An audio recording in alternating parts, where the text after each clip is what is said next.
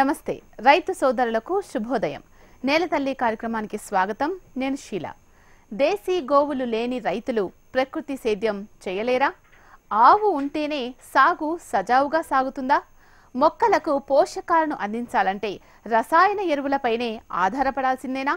దీనికి ప్రత్యామ్నాయమే లేదా అన్నది ఆవులను పెంచి పోషించే స్థోమత లేని రైతుల ప్రశ్న. అయితే ఈ ప్రశ్నలకు చౌహాన్ క్యూ పద్ధతులు చక్కటి సమాధానమంటున్నారు ప్రకృతి వ్యవసాయ నిపుణులు శివప్రసాద్ రాజు. తక్కువ పెట్టుబడితో ఇంట్లో పరిసరాల్లో లభించే వనరులతో పంటలకు పోషకాలను అందించే సేంద్రియ ఎరువులను తయారు చేసుకుని వాటిని పంటలకు ఉపయోగించి చక్కటి ఫలితాలు పొందవచ్చు అంటున్నారు. మరి మొక్కలకు అవసరమైన పోషకాలను అందించే ద్రావణాలు ఏ విధంగా తయారు చేసుకోవాలి, వాటి వల్ల కలిగే ప్రయోజనాలేంటో తెలుసుకుందాం ఇవాల్టి మన నేలతల్లి కార్యక్రమంలో.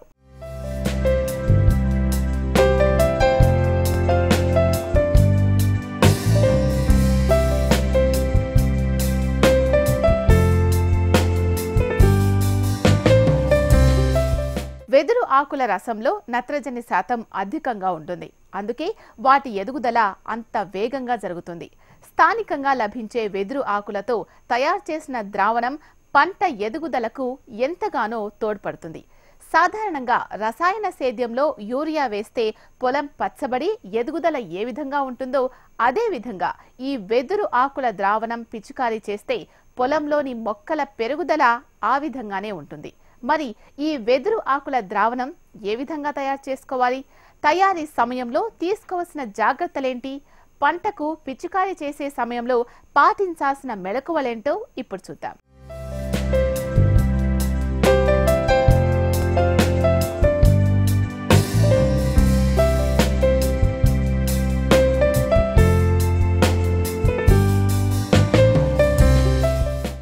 నమస్తే అండి, నా పేరు శివప్రసాద్ రాజు.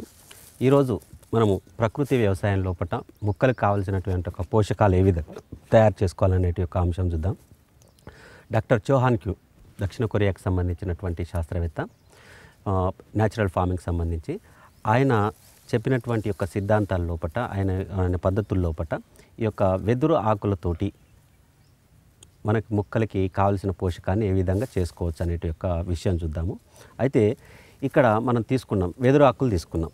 ఈ యొక్క వెదురు ఆకులతోటి ఏ విధంగా చేద్దామనేది చూద్దాం. ఈ యొక్క ఆకులు కూడా ముఖ్యంగా ఈ యొక్క ఆకులు తెంపుకునే సందర్భము టైము ఏంటంటే ఉదయం పూట, ఎర్లీ మార్నింగ్ ఉదయం ఒక 5:30-6 గంటల సమయంలో బయటికి వెళ్ళేసి ఆ యొక్క మొక్క ఏమవుతుందంటే ఫ్రెష్గా ఉంటుంది. ఆకు చాలా ఫ్రెష్గా ఉంటుంది. ఎండ ఉండదు కనుక బాష్పీభవనం చెంది దాంట్లో ఉన్నటువంటి యొక్క తేమ అనేది బయటికి వెళ్ళదు కనుక ఉదయం పూట ఆకులు తీసుకోండి, లేదంటే సాయంత్రం పూట అయినా సరే ఒక 5:30-6 ఆ టైంలో తీసుకొని ఫ్రెష్ ఆకులు తీసుకొని ఈ యొక్క వెదురు ఆకులు తీసుకోవాలి. ఈ ఆకులు తీసుకున్న తర్వాత దీని మొత్తాన్ని కూడా ముక్కలుగా కత్తిరించేసుకొని మొత్తం అంతా కూడా ఇది దాదాపుగా మనకి ఒక 1/2 కేజీ దాకా ఉంటాయి మొత్తం అంతా కూడా. దీన్ని ఏం చేస్తున్నామంటే వెదురాకులు తీసుకొని ఈ యొక్క వెదురాకులు అనేది ఇదే డబ్బాలో వేసేసుకొని దీనికి కూడా సేమ్ రేషియో లోపల బెల్లం కలుపుకుంటున్నాం. ఓకే, ఆకులు ఎప్పుడు కూడా తాజాగా ఉండాలి.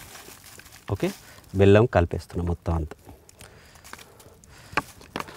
ఇది వెయిట్ తక్కువ ఉంటుంది, క్వాంటిటీ ఎక్కువ ఉంటుంది కనుక దీనికి ఏంటంటే కొంచెం బెల్లం కూడా ఒక 2 గుప్పిళ్ళు ఎక్కువైనా పర్లేదు అనమాట. ఓకే, ఇది ఒక ఫర్ ఎగ్జాంపుల్ ఇది ఒక 1/2 కేజీ ఉందనుకోండి, కేజీ బెల్లం తీసుకుని ఇబ్బంది లేదు కొంచెం. ఇవన్నీ కూడా దీంట్లో వేసేసుకొని మొత్తం అంతా బెల్లం కూడా దీనికి ఒకటి కంటే 2 రెట్లు ఎక్కువ వేసుకోండి కావలిస్తే వెదురు ఆకులకు సంబంధించినంత వరకు. ఓకే, సరిపోద్ది. ఇప్పుడు ఈ విధంగా వేసుకున్నాం కదా, లేయర్స్గా వేసుకున్నాం కదా, దీన్ని మొత్తం అంతా ఇప్పుడు బాగా తిప్పేసేయండి మొత్తం అంతా. సేమ్ అదే విధంగా మొదటి విషయం ఏంటిదంటే మనం ఇక్కడ తీసుకోవాల్సినటువంటి జాగ్రత్తలు ఏంటిదంటే డబ్బా ఎప్పుడు కూడా తేమ ఉండకూడదు, ఆరిపోయి ఉండాలి, పరిశుభ్రంగా ఉండాలి డబ్బా మొత్తం అంతా కూడా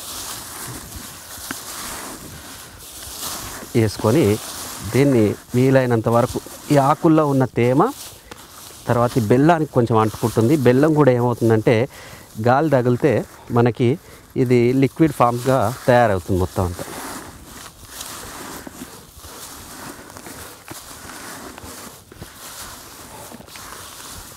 ఓకే, ఇలా మొత్తం అంతా కలిపేసిన తర్వాత పైనుంచి ఒక పొర బెల్లం ఇలా వేసేయండి కొంచెం లైట్గా.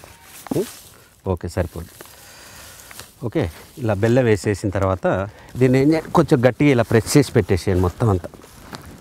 ఓకే, ఈ విధంగా ప్రెస్ చేసేసుకొని దీని మీద పేరు, డేటు అన్నీ వేసేసుకొని పక్కన పెట్టేసుకోండి మొత్తం అంతా. దీనికి కూడా సేమ్ మన ఒక క్లాత్ అనేది తీసుకొని ఈ క్లాత్ అనేది కట్టేసుకోండి గట్టిగా. ఓకే, 15 నుంచి ఒక 20 రోజుల లోపల మనకి దాదాపుగా ఇది ఏమవుతుందంటే వెదురులో ఉన్నటువంటి యొక్క పోషకాలన్నీ కూడా బెల్లంలోకి వచ్చేస్తాయి మొత్తం అంతా కూడా. సో దీన్ని కూడా మనకేమవుతుంది, ముద్దలాగా అయిపోతుంది. మనకి ఇంతకుముందు ఓహెచ్ఎన్ చేసినప్పుడు ఏ విధంగా అయితే ముద్దగా తయారైపోయిందో ఇది కూడా మొత్తం దీని ఆకులో ఉన్నటువంటి యొక్క పోషకాలన్నీ బెల్లంలోకి వచ్చేస్తాయి. దీన్ని కూడా మనము 1 లీటర్కి వచ్చేసి సుమారుగా ఒక 2 ml 3 ml వరకు దీన్ని కూడా వాడుకోవచ్చు. మ్యాక్సిమం 5 ml వరకు వాడుకోవచ్చు. దీని ద్వారా ఏం జరుగుతుంది, ఈ యొక్క వెదురు ఆకుల ద్వారా జరిగేటువంటి యొక్క లాభం ఏంటిది, దీన్ని ఏ సందర్భంలో వాడాలి అనేటువంటి ఒక విషయాన్ని కూడా మనం తెలుసుకుందాం ఇప్పుడు. అయితే ఈ యొక్క వెదురు ఆకుల రసంలో ఏముంటుంది అంటే నత్రజని ఉంటుంది.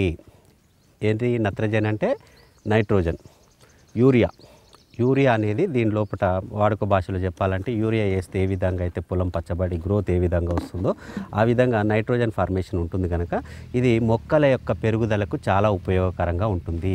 దీన్ని ఎందుకు తీసుకున్నారు అని అంటే ఇదే కాదు, ఏ మొక్క అయితే మనకు చిన్న విషయం గుర్తుపెట్టుకోండి, నత్రజని ఎక్కువగా ఉంటుంది దేంట్లలో ఎక్కువగా ఉంటుందంటే ఇది వెదురు మొక్క అన్ని మొక్కల కంటే కూడా వృక్ష జాతులన్నిటిలో కూడా వెదురు మొక్క పెరిగినంత వేగంగా ఏది పెరగదు.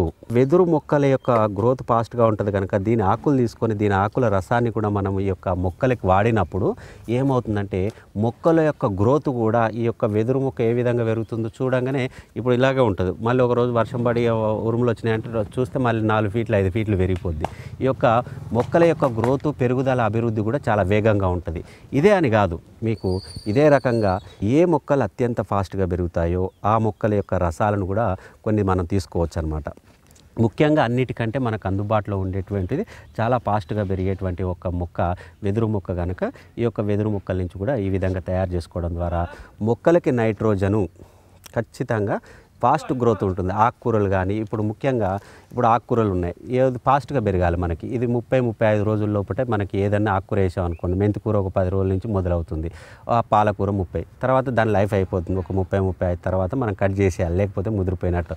కనుక ఈ సందర్భంలో ఏంటి ఆకుకూరలు గ్రోత్ ఎక్కువ కావాలి, ఫటఫట కొడతా ఉండాలి మొత్తం అంతా. ఫాస్ట్ గ్రోత్గా కావాలి అనుకున్నప్పుడు ఇలాంటివి వాడుకోవడం ద్వారా మనకి ఏమవుతుందంటే చాలా ఉపయోగం జరుగుతుంది. దీన్ని భూమికి కూడా ఇచ్చుకోవచ్చు, స్ప్రే చేసుకోండి, కొంత మొత్తం లోపల భూమికి కూడా ఇచ్చుకోవచ్చు. మీకు తక్కువ మొత్తంలో ఉన్నాయనుకోండి తక్కువ మొత్తంలో ఉంటే కూడా ఇచ్చుకోవచ్చు. వీలైనంత వరకు 90% దీన్ని ఏంటంటే మనం పోషకాలు కూడా ఎలా ఉంటాయంటే కొన్ని భూమిని ఫర్టైల్ చేసుకోవడానికి కొన్ని రకాలైనటువంటి పోషకాలు ఉంటాయి, మొక్క పెరుగుదలకు సంబంధించినటువంటి ఒక పోషకాలు ఉంటాయి. ఎగ్జాంపుల్గా చెప్తే ఏంటిదంటే మీకు ఒక చిన్న ఉదాహరణగా ఇప్పుడు ఒకటి ఏంటిదంటే మొక్క 2 రకాలుగా పోషకాలు తీసుకుంటుంది అనుకుందాం. ఒకటి భూమి నుంచి తీసుకుంటుంది, పైనుంచి మనం బయట నుంచి స్ప్రేయింగ్ ద్వారా తీసుకోవడం. ఏదైతే స్ప్రేయింగ్ ద్వారా తీసుకున్నది మొక్క అప్పటిదప్పుడు స్పాట్గా పెరుగుతుంది. కొన్ని అదే భూమిలో అది పైన పనిచేసింది భూమికి పనిచేస్తుంది 30% 40% వరకే పనిచేస్తుంది. ఇది దీనికి భూమికి ఇచ్చేది దీనికి ఇచ్చినప్పుడు ఇది 30% పనిచేస్తుంది అంతే, రివర్స్లో పనిచేస్తాయి. కనుక ఏంటిదంటే స్ప్రే చేసేటువంటి యొక్క పోషకాలు ఆన్ ద స్పాట్లో తీసుకొని పెరిగేటువంటి యొక్క పోషకాలు వేరే, భూమిని ఇచ్చి భూమిలో నుంచి మైక్రో ఆర్గానిజం చేసి ఆ మొక్కకి ఇచ్చేటువంటి యొక్క పోషకాలు పదార్థాలు వేరే ఉంటాయి. కనుక మనం తయారు చేసుకునేవి కూడా 2 భాగాలుగా విభజన చేసుకుంటే భూమికి ఇవ్వాల్సినటువంటి యొక్క పోషక విధానాలు వేరే ఉంటాయి, మొక్కకి ఇవ్వాల్సినటువంటి పోషక విధానాలు వేరే ఉంటాయి. ఇది మొక్కకి మాత్రం స్ప్రే చేసుకునేటువంటి యొక్క ద్రావణం, ఇది వెదురు ఆకుల రసం.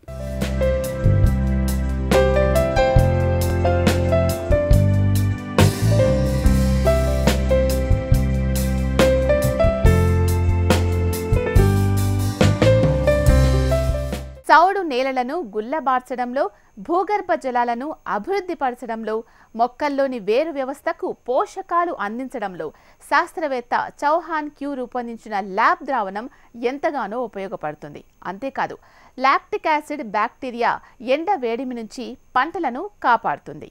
మరి ఈ ల్యాబ్ తయారీని ఏ విధంగా చేపట్టాలి, కావలసిన పదార్థాలు ఏంటి, పంటలకు ఏ సమయంలో పిచికారీ చేయాలి, నిల్వ పద్ధతులేంటో ఇప్పుడు తెలుసుకుందాం. న్యాచురల్ ఫార్మింగ్ లోపట భూమికి కావలసినటువంటి ఒక పోషకాలను తయారు చేసుకునే సందర్భం లోపట ఇప్పుడు మనం ల్యాబ్ తయారు చేసుకునేటువంటి ఒక విధానం చూద్దాం. ఈ యొక్క ల్యాబ్ తయారు చేసేటువంటి యొక్క విధానము, ఈ పద్ధతిని ఇవన్నీ కూడా మన దక్షిణ కొరియాకు సంబంధించినటువంటి శాస్త్రవేత్త ఎవరైతే ఉన్నారో డాక్టర్ చౌహాన్ క్యూ వారి మెథడ్లో ఇది చాలా కీలకమైనటువంటి యొక్క మెథడ్.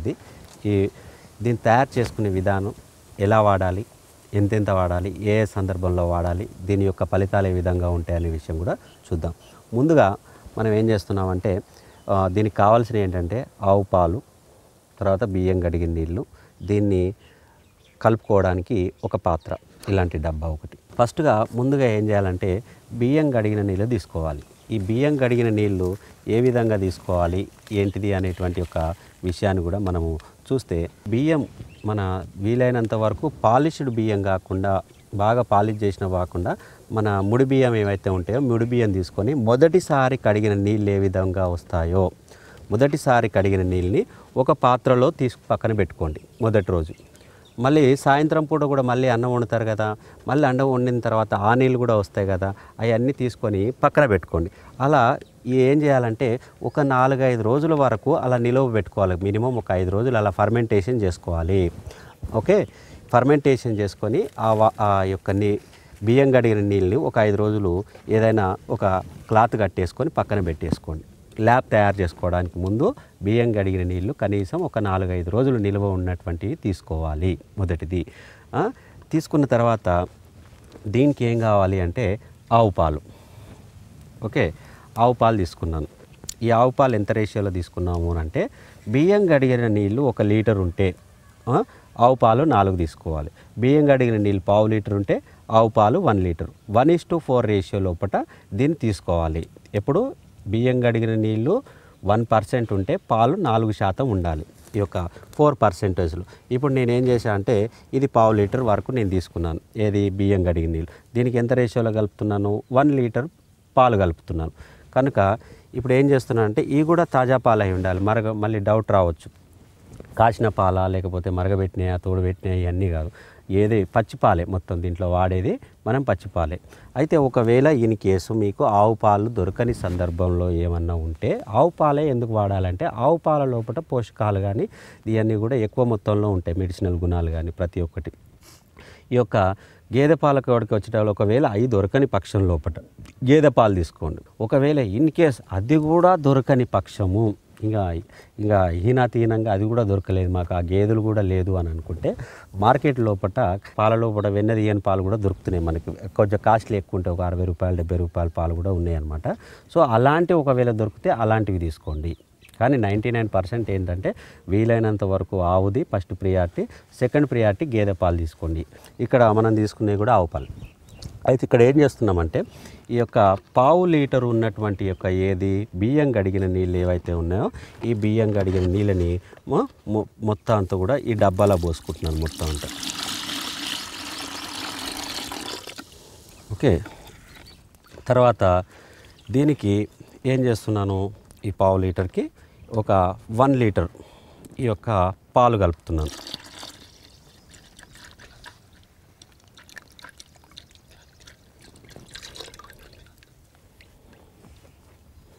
ఓకే, ఇప్పుడు ఏం కలిపాను మొత్తం అంతా కూడా, దీనికి మొత్తం అంతా ఒక 1/2 లీటరు బియ్యం కడిగిన నీళ్ళు, 1 లీటరు పాలు. దీన్నే మనం ఏమంటామంటే ల్యాబ్ అంటాం. ఫుల్ పేరు ఏంటిదంటే లాక్టిక్ యాసిడ్ బ్యాక్టీరియా. దీన్ని ఏం చేస్తున్నామంటే ఈ యొక్క క్లాత్ తోటి దీన్ని నీట్గా కట్టేసుకుంటున్నాం మొత్తం అంతా కూడా. ఓకే, ఇలా కట్టేసుకొని దీన్ని ఒక నీడ ప్రాంతం లోపల రూమ్ టెంపరేచర్ గది ఉష్ణోగ్రత దగ్గర దీన్ని పెట్టుకోవాలి. ఎన్ని రోజులు పెట్టుకోవాలి అంటే ఇది మామూలుగా ఒక వాతావరణాన్ని బట్టి ఉంటుంది. ఈ యొక్క ఎండాకాలం లోపల తొందరనే తయారైపోతుంది, 5 రోజులు పడుతుంది. శీతాకాలం అనుకోండి 6 రోజులు 7 రోజులు పడుతుంది అనమాట వీలైనంత వరకు.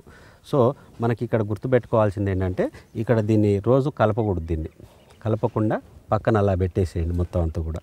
5వ రోజు 6వ రోజుకో మీకు తయారైనప్పుడు ఏ విధంగా తయారవుతుంది అని అంటే ఇది అలా పెట్టేసేయండి. అయితే ఇక్కడ గుర్తుపెట్టుకోండి, దీన్ని కదపొద్దు. కర్రబెట్టి కలిపేటువంటిది కాదు. ఒక 5 రోజులు 6 రోజులు అలా ఉంచేయండి. ఇప్పుడు ఎండాకాలం కనుక ఇది సుమారుగా ఒక 5 రోజుల్లో తయారైపోతుంది. కాలేదు అనుకుంటే 6వ రోజు 7వ రోజు. అయితే తయారైనప్పుడు ఏ విధంగా ఉంటుందయ్యా అంటే ఇదిగోండి, ఇక్కడ ఇది ఆల్రెడీ కలిపాం కదా, ఇది ఆల్రెడీ ఒక 4 రోజులది అనమాట. ఇది ఒక 4 డేస్ మొత్తం అంతా కూడా. ఈ 4 డేస్కి ఏమైంది, దీంట్లో ఉన్న పాలలో ఉన్నటువంటి లాక్టోజ్ ఏదైతే ఉంటుందో ఈ యొక్క పోషకాలకు సంబంధించినది, ఈ పాలలో ఉండే పిండి పదార్థాలు మొత్తం అంతా కూడా ఇక్కడ మనకు తెట్టులాగా వచ్చేస్తాయి మొత్తం అంతా కూడా. ఓకే, 5వ రోజుకి దాదాపుగా మనకి ఏమవుతుందంటే తయారైన తర్వాత ఇది చూడండి, ఇక డబ్బా తీసుకో, తయారైపోయిన తర్వాత మనకు మొత్తం అంతా కూడా ఈ విధంగా వచ్చేస్తుంది మొత్తం. ఓకే, ఈ యొక్క పిండి పదార్థాలన్నీ ఈ విధంగా వచ్చేస్తాయి. దీన్ని ఇలా నీట్గా మెల్లగా సపరేట్ చేసేసుకొని దీన్ని తీసేటప్పుడు చేసేటప్పుడు కూడా చాలా జాగ్రత్తగా హైజెనిక్గా చేయాలి. ఏదైనా కానీ మంచి నీట్గా ఇలా తీసేసుకోండి, ముద్దలా వచ్చేస్తుంది. ఓకే, ఇది మనకు తయారైంది లేదు అనేటువంటి యొక్క సింబల్ కూడా మనకి ఎలా తెలుస్తుందంటే, ఈ యొక్క ల్యాబు కలర్ మారుతుంది మనకి. ఈ యొక్క బంగారు రంగులోకి పాలు ఉన్నాయి కదా, ఇది ఎలా ఉంది, మామూలుగా తెల్లగా ఉంది కదా, ఇది ఏముంది మొత్తం అంతా కూడా మీరు ఈ దగ్గర నుంచి చూసినట్టయితే ఇది బంగారు వర్ణంలోకి, అంటే బంగారు వర్ణం అంటే గోల్డ్ కలర్లోకి మొత్తం లిక్విడ్ అంతా కూడా గోల్డ్ కలర్లోకి వచ్చేస్తుంది. జాగ్రత్తగా దీన్ని తీసుకొని దీంట్లో ఉన్నదంతా పక్కకు లాగేసేయండి. ఇది వేస్ట్ అనమాట. దీన్ని తీసేసి మొక్కల్లో పాడేసేయండి మొత్తం అంతా కూడా. ఇప్పుడు దీన్ని చూస్తే మీకు తయారైపోయింది. దాదాపుగా ఇప్పుడు 4-5 రోజుల దాకా అవుతుంది కదా. ఇది చూడండి, ఇప్పుడు ఏ కలర్లో ఉంది, ఇదంతా కూడా గోల్డ్ కలర్లో ఉంది. బంగారు రంగు కనిపిస్తుందా, ఇది గోల్డ్ కలర్. ఇది ఎలా ఉంది, వైట్. ఓకే, తయారైన తర్వాత ఈ విధంగా ఉంటుంది. దీన్ని నీట్గా ఫిల్టర్ చేసుకొని ఒక బాటిల్లో పోసేసుకొని ఫ్రిడ్జ్లో పెట్టుకుంటే ఒక 15 రోజులు 20 రోజులు పెట్టుకోవచ్చు. నార్మల్గా అయితే బయట పెట్టుకుంటే ఇంకొక 5 రోజులు 6 రోజుల వరకు దీన్ని ఫిల్టర్ చేసేసుకొని జాగ్రత్తగా ఏది డస్ట్ గిస్ట్ ఏమి పడకుండా నీట్గా, ఏదైనా కానీ తడి పాత్రలు వాడకండి, దేంట్లో పోసుకున్నా కానీ జాగ్రత్తగా పోసుకొని మనం దీన్ని వాడుకోవచ్చు మొత్తం అంతా. ఇది ల్యాబ్ యొక్క ద్రావణాన్ని మనము 1 లీటర్కి 2 ml 3 ml వరకు కూడా 1 లీటర్కి మనం ఈ యొక్క ద్రావణాన్ని వాటర్లో కలుపుకొని వేసుకోవచ్చు. ఇప్పుడు ఫర్ ఎగ్జాంపుల్ ఒక 100 లీటర్ నీళ్ళు ఉన్నాయనుకోండి, 100 లీటర్ నీళ్ళ లోపల 200 ml 300 ml వరకు మనము వాడుకోవచ్చు. అదేవిధంగా భూమికి ఇవ్వాలి అని అనుకున్నప్పుడు ఏం చేస్తామంటే ఒక 200 లీటర్ల నీళ్ళ లోపల 1 లీటర్ ల్యాబ్ కలిపి డ్రిప్ ద్వారా ఇచ్చేయచ్చు. మొదటి విషయము. లేదు అనుకుంటే మనకు పారుదల ఏ విధంగా, ఇప్పుడు నీళ్లు పారిస్తున్నాం అనుకోండి, ఆ పారించే నీటి యొక్క ద్వారా కూడా మనం దీన్ని ఇచ్చేయచ్చు. భూమికి ఇచ్చినప్పుడు ఏమవుతుందంటే భూమిని మొత్తం అంతా కూడా గుల్లబార్చేస్తుంది, మొత్తం అంతా కూడా సాయిల్ని లూజ్ చేస్తుంది. సాయిల్ కండిషనర్గా మనం దీన్ని చెప్పొచ్చు. ఈ ల్యాబ్ ఆడినటువంటి యొక్క పొలాలు ఏ విధంగా తయారవుతాయి అంటే మొత్తం లూజ్గా అనమాట. ఇసుక లోపల మనం కర్రబెట్టి ఇలా దింపితే ఎంత ఫ్రీగా వెళ్ళిపోతుంటుందో లూజ్గా, అదేవిధంగా ఈ యొక్క సాయిల్ కూడా అంత లూజ్గా అయిపోద్ది. ఎప్పుడైతే సాయిల్ లూజ్గా ఉండి ఫ్రీగా ఉన్నదో అప్పుడు ఏమవుతుంది, పడ్డటువంటి ఒక వర్షపు నీళ్ళంతా కూడా భూమిలోకి ఇంకుతాయి, గ్రౌండ్ వాటర్ డెవలప్ అవుతుంది. తర్వాత రెండోది మొక్క ఉన్నప్పుడు మొక్క వేర్లు కూడా ఏమవుతుంది, దాని యొక్క రూట్ ఏదైతే ఉంటుందో ఆ రూట్ వ్యవస్థ అనేది చాలా ఫ్రీగా స్వేచ్ఛగా ఫ్రీగా లోపలికి వెళ్ళిపోద్ది అనమాట.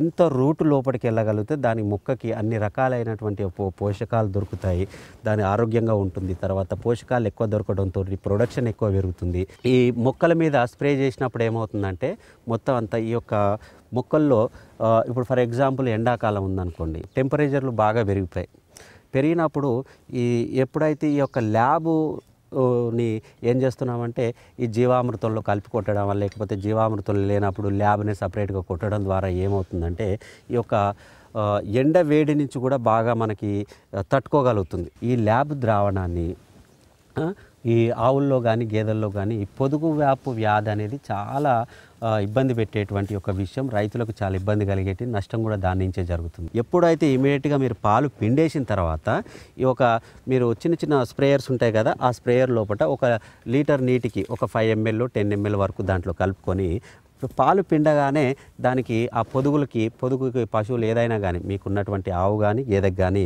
ఎమ్మటిని స్ప్రే చేసినట్టయితే పొదుగు వ్యాపు వ్యాధి అనేది దాదాపుగా రాదు. అంత అద్భుతంగా పనిచేస్తుంది.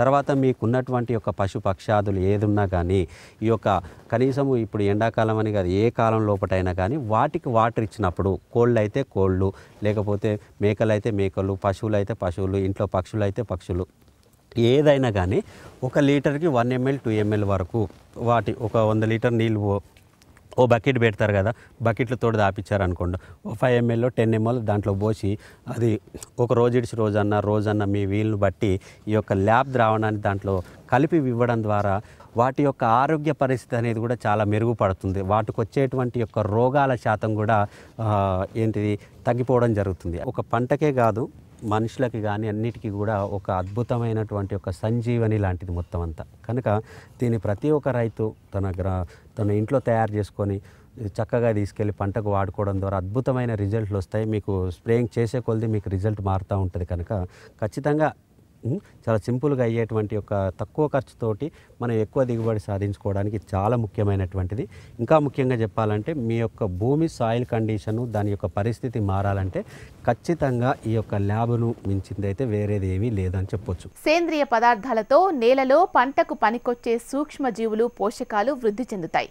మొక్క ఎదుగుదలకు కావలసిన పోషకాలను ఇవి అందిస్తాయి. నేలలో కలిపివేసే కలుపు కూడా ఇలాంటి సేంద్రియ పదార్థంగా మారి పంటలకు పనికొస్తుంది. సూక్ష్మజీవులు, సేంద్రియ పోషకాలు నేల సజీవ వ్యవస్థను కాపాడతాయి. నేలకు ప్రాణం పోస్తే అది తిరిగి మొక్కకు జీవం పోస్తుంది. మరి నేలకు పోషకాలను అందించి మొక్కల్లో ఎదుగుదలకు తోడ్పడే సేంద్రియ ద్రావణాలు చౌహాన్ క్యూబ్ పద్ధతిలోనూ ఉన్నాయి. అతి తక్కువ ఖర్చుతో వీటన్నిటి ద్వారా పెట్టుబడి తగ్గుతుంది. ఇంట్లో పరిసరాల్లో లభించే వస్తువులతో ఎంతో తేలికగా వీటిని తయారు చేసుకొని వాడుకోవచ్చు. సాగులో పెట్టుబడి ఖర్చులను తగ్గించుకోవచ్చు.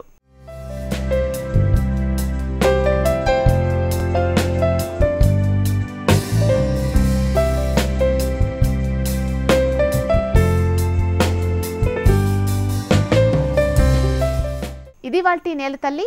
చూస్తూనే ఉండండి HM TV.